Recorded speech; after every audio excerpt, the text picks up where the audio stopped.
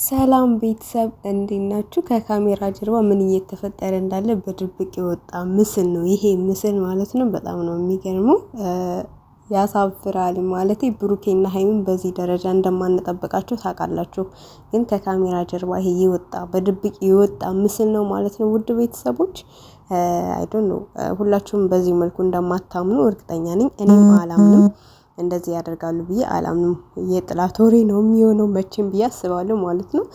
ምክንያቱም ነገሮች ገና ስለሆኑ ገና ስላልተጋቡ ምናምን ብላችሁም እንደምታስቡ አውቃለሁ። በእንደዚህ አይነት ደረጃ ምስል እንደማያወጡ ለዚህ ምላሽ ደግሞ ማታ እንደሚሰጡ ማለት ስለተፈጠነው በቴክኒክ ችግር ሊሆን ይችላል፣ ወይም ደግሞ ካሜራማን አውጥቶባቸው ሊሆን ይችላል።